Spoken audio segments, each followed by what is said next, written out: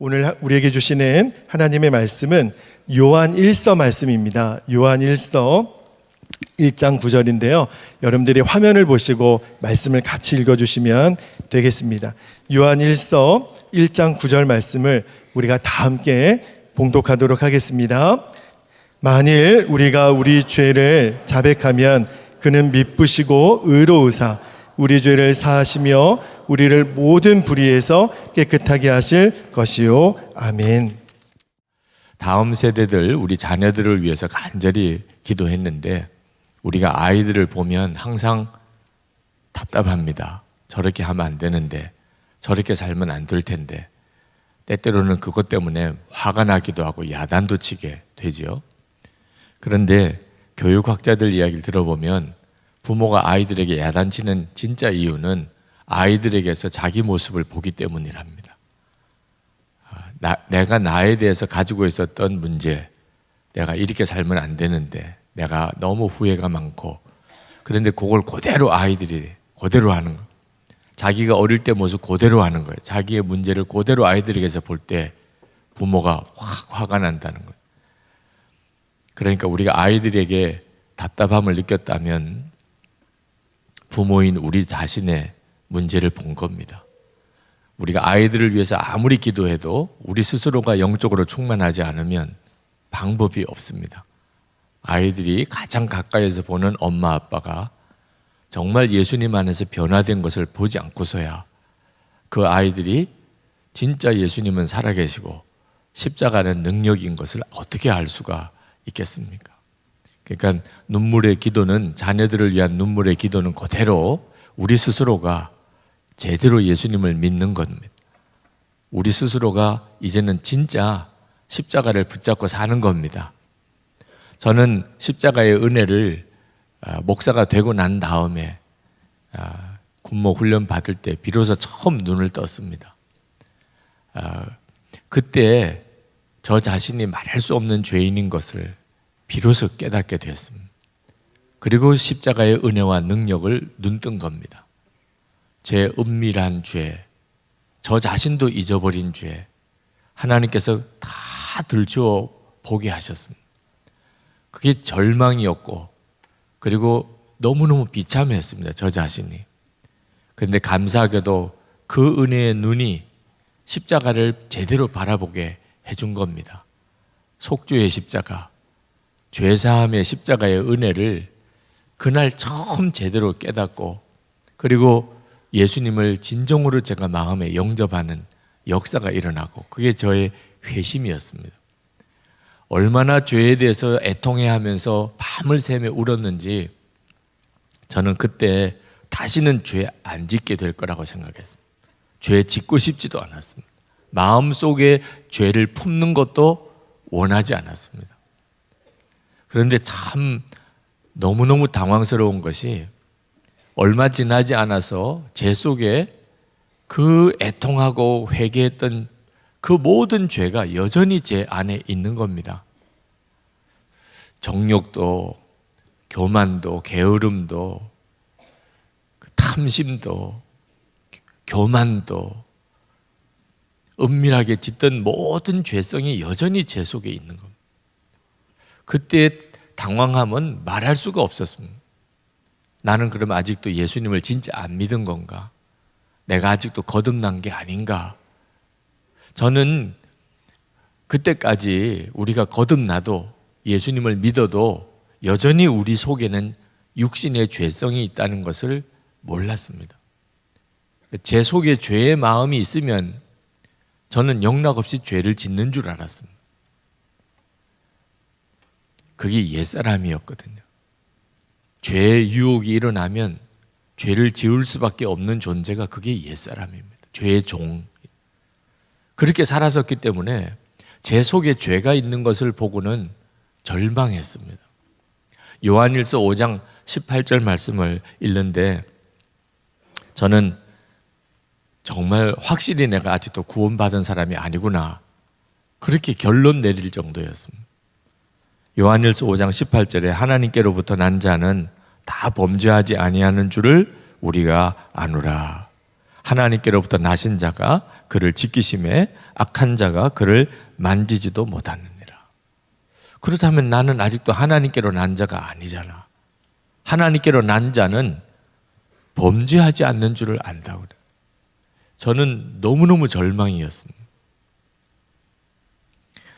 제가 몰랐던 것이 구원받아도 거듭나도 하나님의 자녀여도 죄성은 여전히 있다는 것. 우리의 육신이 죽은 게 아니니까 이 육신의 죄성은 여전히 있다는 것을 몰랐던 거예요. 구원받은 성도는 죄성이 있습니다. 구원받지 않은 사람과 똑같아요. 죄성이 있는 것은. 여러분 이 점을 오해하면 그러면 어떤 참 믿음이 좋아 보이는 사람 또는 목사님이나 장로님이나 이런 분들에게 큰 상처를 받을 때도 있습니다. 왜냐하면 잘 모를 때는 그분들은 죄도 안 짓는 줄 아니까, 죄성도 없는 줄 아니까. 그래서 그냥 대책 없이 믿다가 큰 어려움을 겪는, 시험을 겪는 일이 생기는 이유. 이 세상에 어떤 성도도 죄성이 없는 성도가 없습니다. 항상 그 점을 명심해야 합니다.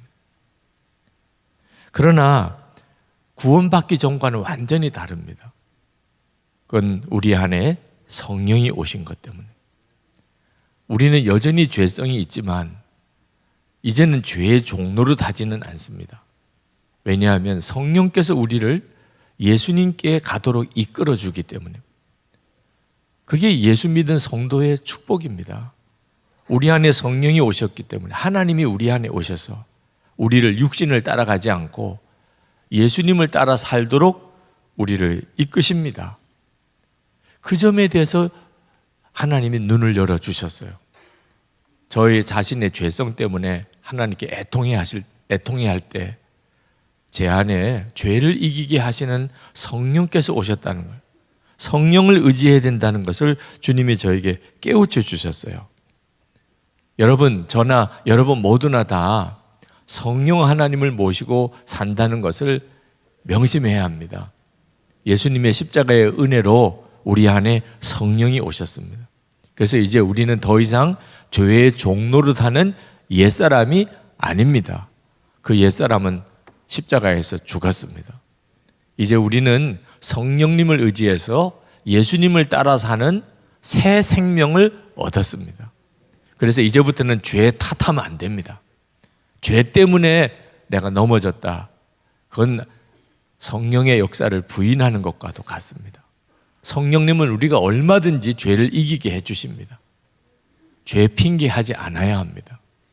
그런데도 불구하고 여전히 우리는 육신을 가지고 있기 때문에 죄에 짓게 되는 일이 생깁니다. 하나님이 우리 안에 성령을 보내주셨다고 성령께서 우리를 마음대로 죄 안 짓게 해주시지는 않습니다.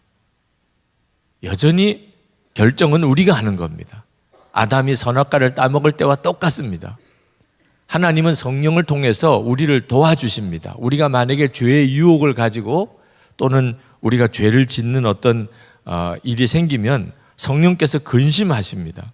에베소서 4장 30절에 하나님의 성령을 근심하게 하지 마라.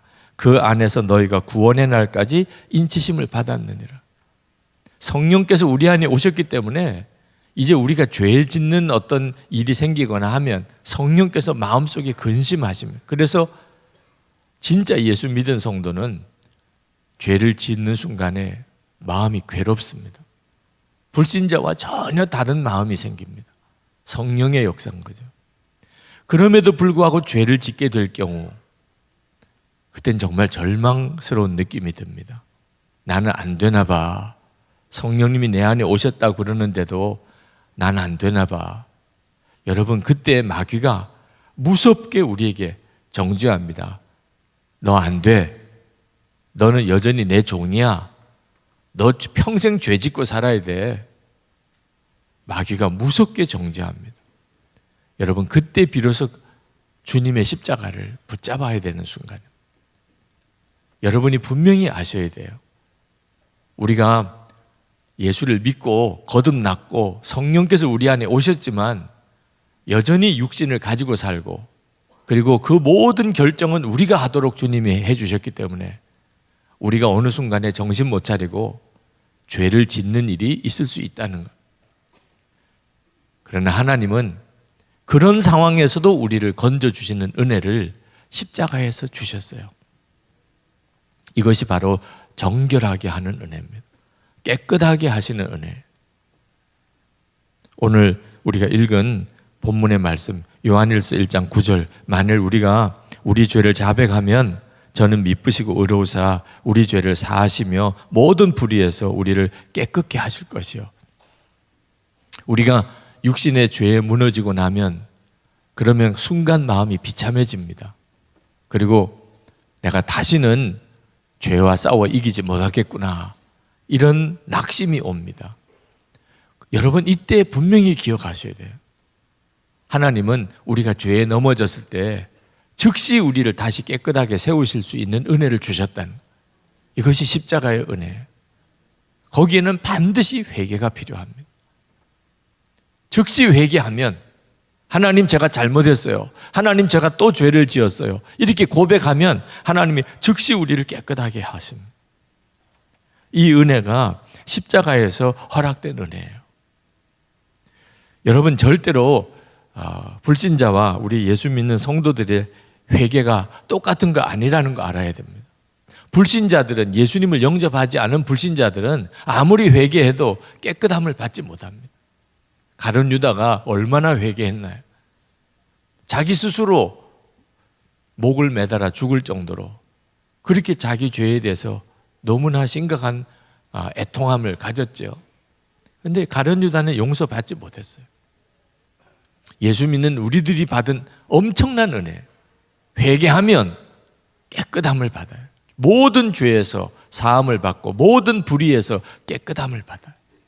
이건 정말 펄쩍펄쩍 뛰고 좋아할 그런 하나님의 놀라운 축복입니다. 누구나 다 그렇게 되는 거 아닙니까? 우리 인간관계 가운데 그렇습니까? 잘못했다고 고백만 하면 다 용서받습니까? 엄청난 죄를 짓고 경찰서 찾아가서 내가 잘못했어, 그러면 그때부터 무죄입니까? 그런 법이 없습니다. 그런데 하나님과 우리 사이에 세상에 어떻게 이런 기가 막힌 일이 벌어졌습니까? 잘못했다고 고백하면 즉시 죄를 씻어주시고 모든 죄를 사하시고 모든 불의에서 우리를 깨끗하게 하시는 이런 엄청난 은혜가 도대체 어떻게 가능합니까? 십자가 때문에, 예수님께서 십자가에서 피 흘려주신 이 은혜 때문에. 이 십자가의 은혜는 2000년 전에 한 번으로 끝나는 게 아닙니다. 우리가 예수 믿을 때 한 번으로 족한 게 아닙니다. 이 십자가의 은혜는 우리를 근본적으로 옛사람이 죽게 하고 새 생명을 얻게 하지만 계속해서 우리를 죄를 지을 때마다 또 씻어주시는 은혜를 우리에게 허락하신다는 걸 여러분이 명심해야 됩니다. 그런데 이런 은혜를 받고도, 이런 은혜를 받고도 회개하지 않는 것은 얼마나 무서운 죄가 되겠습니까? 하나님은 이렇게 우리를 죄를 지어도 다시 깨끗하게 하시는 은혜를 주셨는데, 그런데도 회개하지 않고 사는 것, 이게 얼마나 무서운지를 알아야 하는 거예요. 여러분, 우리의 문제가 뭔지 아십니까? 회개 없이 사는 겁니다. 그냥 잘못했다 그렇게 느끼고 나도 문제지 그렇게 생각하고 넘겨버리는 겁니다. 그렇게 저녁에 씻고 자는 줄 알면서, 씻지 못하면 냄새가 나서 다른 사람하고 같이 있을 수 없다는 걸 알면서 왜 하나님 앞에 지은 죄에 대해서는 그냥 넘겨버리는 거예요. 하나님이 도대체 우리에게 왜 이렇게 정결함의 은혜를 주시는 걸까요?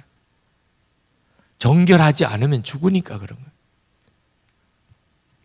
세계 제2차 대전 때 독일인들이 유대인들을 600만 명이나 학살했습니다.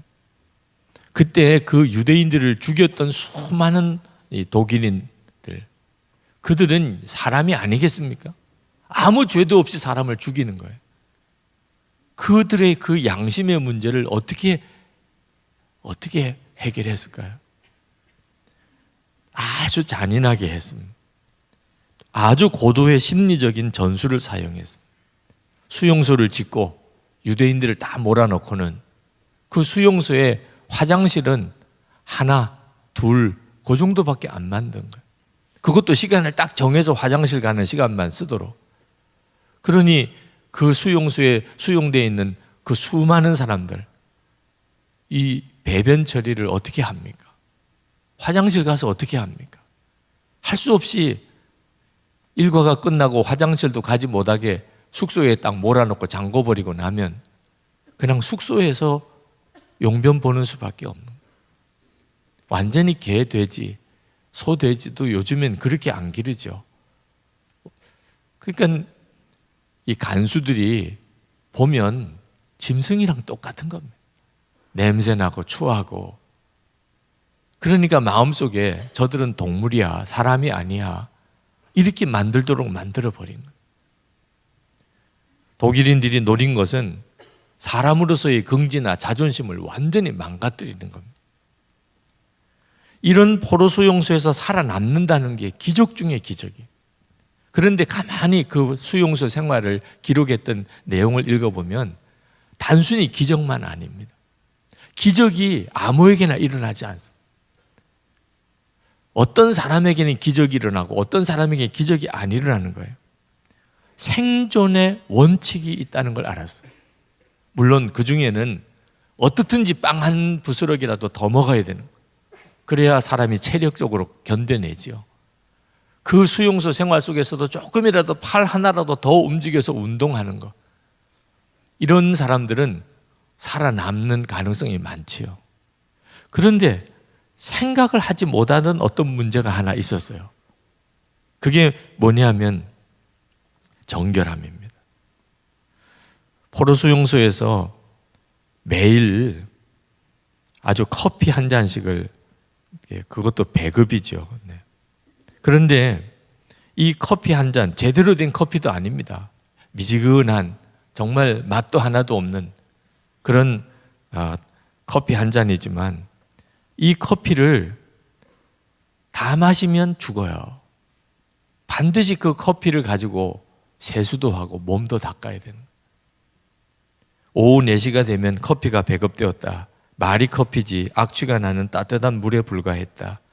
그럼에도 불구하고 주위에 에너지를 뺏겨야만 하는, 그 때문에 생명의 위협을 받고 있는 저들에게 비록 악취가 나는 것이었지만 따뜻한 물 한 컵이란 생명을 의미하는 것이었다. 그럼에도 불구하고 살아남으려고 하는 사람은 그 물을 다 마시면 안 된다는 것을 저들은 알았다. 남으려고 하는 사람, 살아남으려고 하는 사람은 그 물을 반만 마시고 절반의 물로 세수를 하였다. 옷에 물을 적시어 먼저 이를 닦고 그 다음에 차례대로 온몸을 닦아 나가곤 하였다. 그러나 배설물로 더럽혀진 몸을 반컵의 물로 닦는다는 것은 불가능한 일이었다. 그러다가 곧 회의에 빠지게 된다. 도대체 이것이 무슨 의미가 있단 말인가? 차라리 물을 마시는 것이 더 낫지 않을까? 그래서 씻기를 포기하는 사람들은 며칠 가지 못해 모두 죽었다. 수용소에서 반컵의 물로 세수를 하고 그것으로 몸을 닦아내는 것은, 그것은 사람의 자존심, 자존감인 거죠. 사람이라, 내가 동물 아니다, 사람이라는. 총을 들고 서 있는 독일군 간수들 앞에서 그 반컵의 물을 들고 이를 닦고 얼굴을 닦고 몸을 닦는 것은, 그건 저항인 거예요. 그 독일군 간수들에게 하는 겁니다. 나는 짐승 아니야. 짐승이 그럴 리가 있어요. 나는 사람이야. 포로 수용소에서 살아남은 레빈스카라고 하는 사람이 이렇게 고백했습니다. 매일 반컵의 물을 들고 씻을 것인가 아니면 마저 다 마실 것인가를 고민하여야 했다. 그러나 나는 날마다 자신과 싸워 반컵의 물을 들고 독일인에 대하여 무언의 함성을 질렀다. 절대로 너희들의 의도대로 죽지 않겠다. 어떻게든 살아남아 이 참혹한 현실의 증인이 되겠다. 그러나 만일 살아남지 못하고 죽는다고 하여도 절대로 너희들 의도대로 짐승으로 죽어주지는 않겠다. 끝까지 인간으로 살다가 인간답게 인간으로 죽겠다. 여러분, 하나님이 왜 우리를 이렇게 정결하게 하기를 원하실까? 십자가에서 우리 죄를 위해 보혈을 흘리시고, 우리를 옛사람이 죽고 새사람 되게 하시고, 그리고 계속해서 우리 안에 성령으로 오셔서 우리를 육신 따라 살지 말라고 하시고, 그러다가 쓰러지고 나면 즉시 또 회개하면 우리를 씻어주시고 깨끗하게 하시는, 도대체 왜 이렇게 하실까요? 정결하지 않으면 죽으니까, 깨끗하지 않으면 죽으니까. 여러분이 십자가를 바라보면서 명심해야 돼요. 작은 죄 없어요. 작은 죄가 없어요. 결국은 그런 작은 죄가 쌓여서 큰 죄를 짓게 된 거예요. 실수로 죄 지었다고요? 절대 그렇지 않아요. 마음속에 은근슬쩍 자꾸 죄를 용납하고 한눈 팔고 한눈 팔다가 어느 순간에 내가 왜 이런 일을 했지? 이렇게 되는 거예요. 하나님이 얼마나 죄에 대해서 심각하신지 여러분이 명심해야 돼요. 여러분이 정결해야 그 위에 하나님의 은혜의 역사가 임하고 성령의 역사가 임하고 여러분을 쓰시는 역사가 임하는 거예요. 하나님은 죄 위에다가는 복을 주실 수가 없어요. 여러분, 이번 십자가의 은혜를 우리가 붙잡고 나갈 때 정말 마음에 명심해야 됩니다. 하나님, 저를 죄에서 이기게 해주세요. 그냥 용서받은 은혜로만 기뻐하면 안 됩니다. 죄를 이기게 하시는 은혜. 요한일서 5장 18절 말씀 다시 한번 보십시다. 하나님께로서 난 자마다 범죄치 아니하는 줄을 우리가 아노라. 하나님께로 나신 자가 저를 지키심에 악한 자가 저를 만지지도 못하느니라. 우리가 죄를 짓지 않고 살 수 있는 비밀은요, 하나님께로 나신 자가 나를 지키셔야 돼요. 하나님께로 나신 자가 나를 지키시면 죄가 나를 어떻게 못해요. 그런데 하나님이 나를 왜 안 지켜주실까? 여러분, 하나님이 왜 나를 안 지키시겠어요? 내가 하나님을 바라보지 않으니까 뭘 지키시는 거죠. 그래서 영성일기를 쓰도록 그렇게 권해드린 거예요. 우리가 주님을 바라보면 죄 못 지어요. 바라보지 못하니까 죄를 짓는 거예요. 베드로가 어떻게 예수님을 3번씩이나 부인했어요? 그 순간에 주님을 바라보지 못했으니까. 그런데 3번 부인하고 예수님을 바라보았어요. 주님과 눈이 마주쳤어요. 그리고 꼬꾸라졌잖아요. 예수님이 나와 함께 계시다니까요. 그 주님을 바라보는 눈이 뜨인 사람이 어떻게 죄를 지어요? 사람만 있어도 죄 못 짓는데, 우리가 결국은 은근슬쩍 죄에 무너지는 것은요, 예수님을 바라보는 눈이 뜨이지 않았기 때문에. 저는 영성일기를 쓰면서 매일 마치 샤워하는 거랑 똑같은 느낌을 받아요. 하루를 지나고 내 하루를 다 주님 앞에서 돌아봐요. 뭘 잘못했을까? 내가 뭘 또 이번에 제대로 살지 못했을까? 주님 앞에 저 하루의 생활을 점검하고 반성하고 회개하고 영적으로 샤워하는 것 같아요. 그렇게 엉터리같이 어떤 때는 정말 너무 피곤하고 일이 많아서 그냥 하루 일기만 쓰는 것처럼 그렇게 쓰고 지나간 적도 있어도, 그래도 그렇게 꾸준히 일기를 쓰려고 주님과 나 사이의 관계를 점검해 보려고 매일 그래도 주님 앞에서 나 자신을 돌아보고 회개의 삶을 살아보려고 하니까 그래도 이만큼 하나님의 은혜의 통로가 되는 거예요. 여러분, 엄청난 은혜를 하나님이 우리에게 주셨어요. 자백하면 깨끗하게 해주시는 은혜. 그런데도 회개도 안 하고 살면 그거 어떻게 하시겠어요? 결국은 하나님이 우리를 못 도와주시는 게 아니고, 안 도와주시는 게 아니고 못 도와주시는 거예요. 여러분, 오늘 우리가 하나님 앞에 기도할 때 더 이상 세상 탓하지도 말고 죄의 유혹이 너무 많다고 핑계하지도 말고, 주님, 제 안에 오신 성령님 의지해서 주님 바라보고 살겠습니다. 제가 혹시 넘어지는 순간 즉시 회개하겠습니다. 즉시 고백하고 회개의 삶 제가 놓치지 않겠습니다. 정결하지 않으면 하나님이 역사 못하시는 것 명심하고 살겠습니다. 오늘도 제 마음속에 제가 깨닫지 못한 죄 있으면, 아직도 제 속에 묻어준 죄가 있으면 하나님 깨닫게 해주세요. 고백할 수라도 있게 해주세요. 그래서 오늘 십자가의 보혈의 은혜, 정결케 하신 은혜를 여러분 다 누리게 되기를 축복합니다. 우리 찬송하시고 같이 기도하겠습니다. 나의 죄를 씻기는 예수의 피밖에 없네. 보혈 찬송을 같이.